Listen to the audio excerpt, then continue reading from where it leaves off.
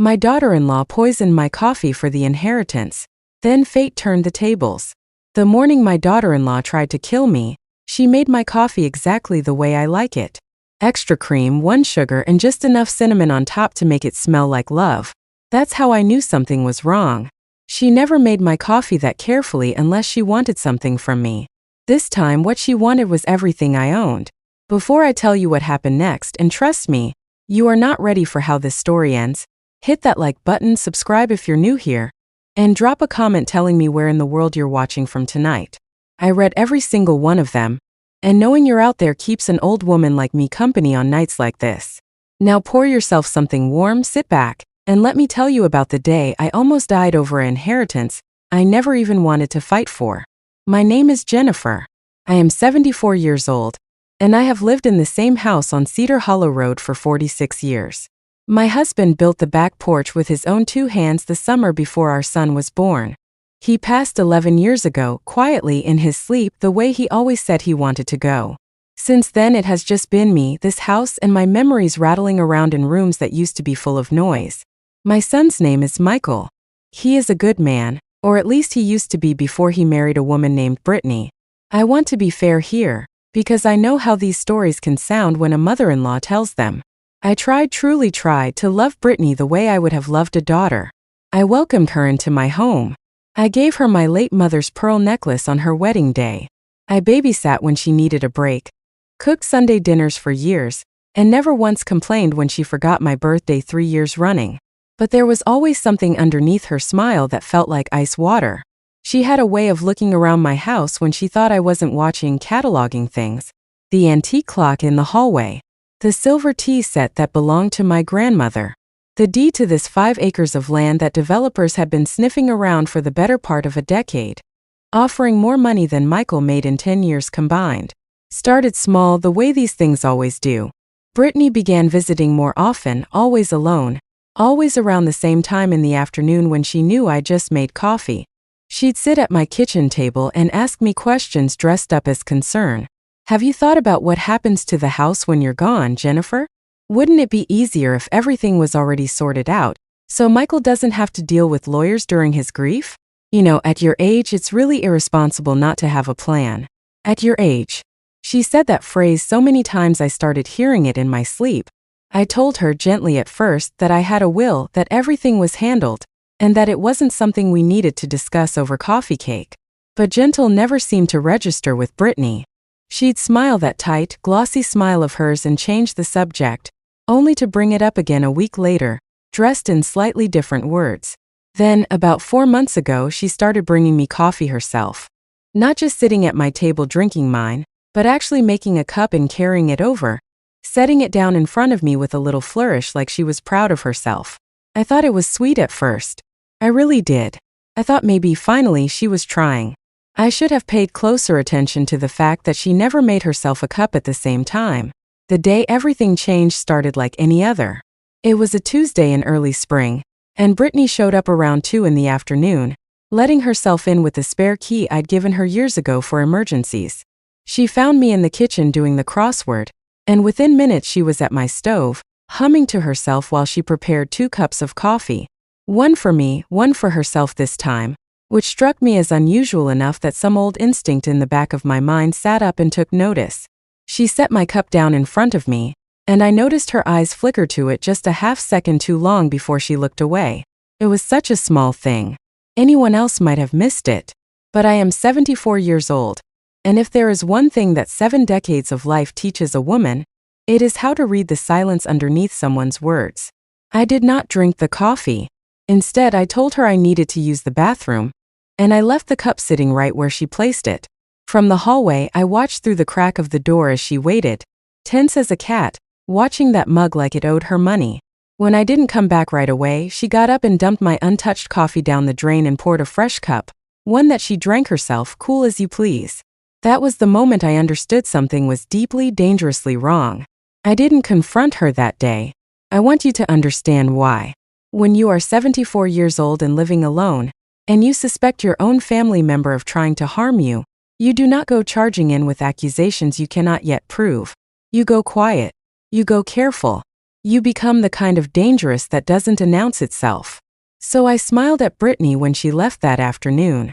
I told her to drive safe.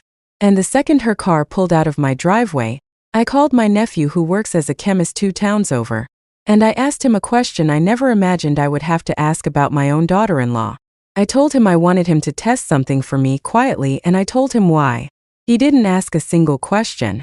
He just told me to bring him a sample the next time she made me a cup, and to be very, very careful in the meantime. For the next 2 weeks, I played the sweetest, most oblivious old woman you have ever seen. I drank water instead of coffee whenever Brittany visited, telling her my doctor had put me on a new medication that didn't mix well with caffeine. She bought it completely. Meanwhile, every time she left, I would pour whatever remained of her coffee for later into a small glass jar, seal it, label it with the date, and hide it in the back of my linen closet behind the spare towels. I collected 4 samples over those 2 weeks. On the 5th Tuesday, I drove them all to my nephew. He called me 3 days later, and his voice on the phone was not the voice of a man delivering good news. 2 of the 4 samples, he told me, contained trace amounts of a substance that, over time and in accumulating doses, could cause serious cardiac complications in someone my age with my particular health history that Brittany, as it turned out, knew intimately because she had once accompanied me to a cardiologist appointment and taken very careful notes. I sat in my car in the parking lot of his lab for almost an hour after that phone call. I am not ashamed to tell you that I cried. Not out of fear, though there was some of that too, but out of a grief I hadn't expected. Grief for the daughter I had wanted her to be. Grief for the family dinners I had hosted believing we were building something real. Grief for the pearl necklace I had given her with my own 2 shaking hands on her wedding day, not knowing I was arming a woman who was already counting the years until I'd be gone. But grief, my friends, has a shelf life. And mine expired the moment I decided what I was going to do next. I did not go to the police right away. I know some of you watching are already shouting at your screens telling me I should have called them the second I suspected something. And you're not wrong. But I needed more than suspicion. I needed something so undeniable that there would be no wiggle room. No lawyer clever enough to talk her way out of it. No chance for her to paint me as a paranoid old woman making things up. So I called my son. I did not tell him everything at first. I simply asked him to come over for dinner, alone without Brittany, telling him I wanted to talk about updating my will.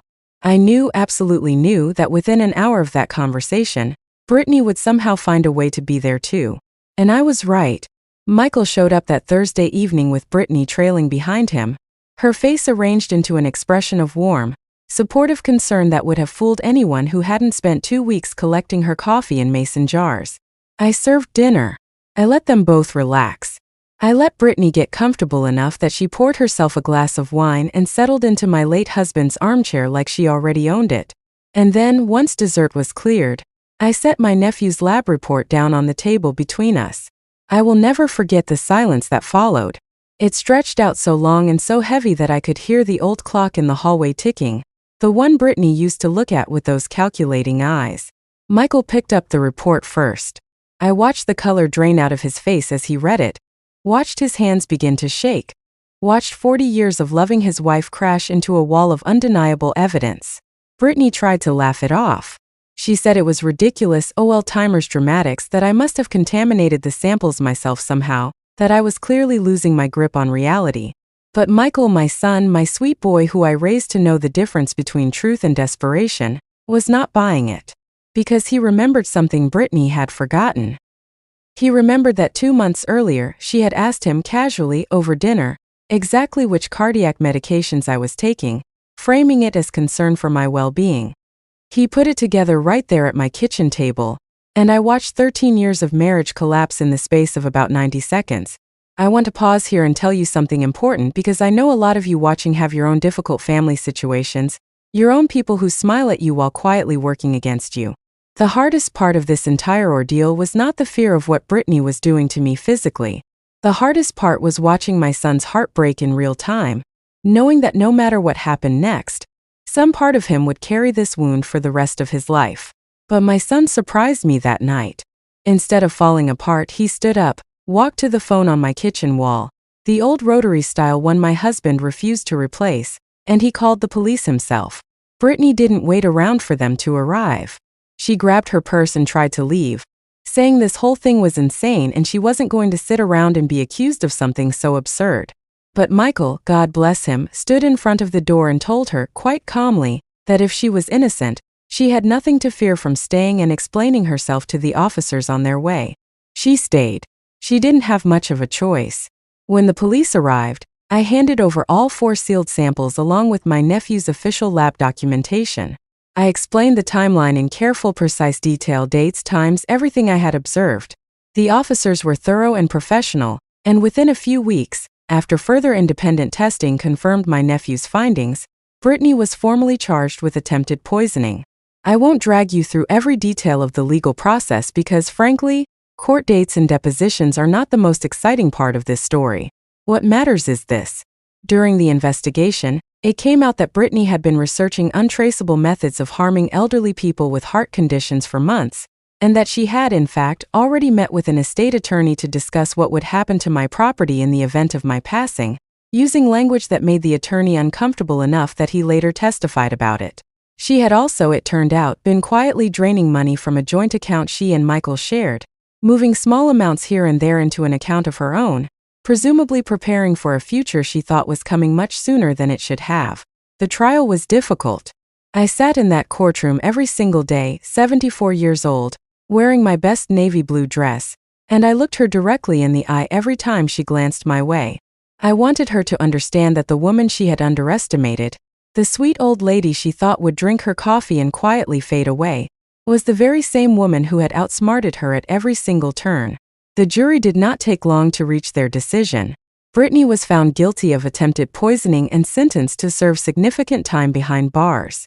Michael filed for divorce within the month, and I will tell you honestly, there were nights he called me sobbing, grieving a marriage and a version of his wife that had never really existed outside of his own hopeful imagination.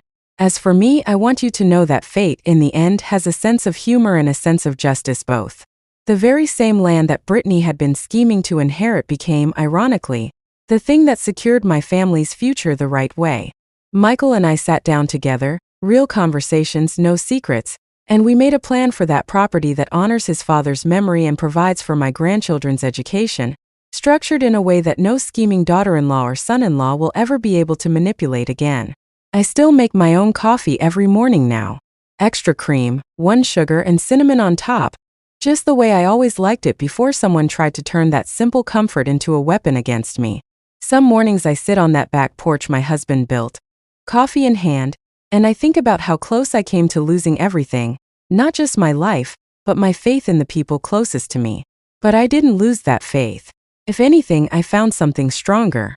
I found out that a 74-year-old woman with sharp instincts, a good nephew, and a healthy dose of patience is not someone to be underestimated.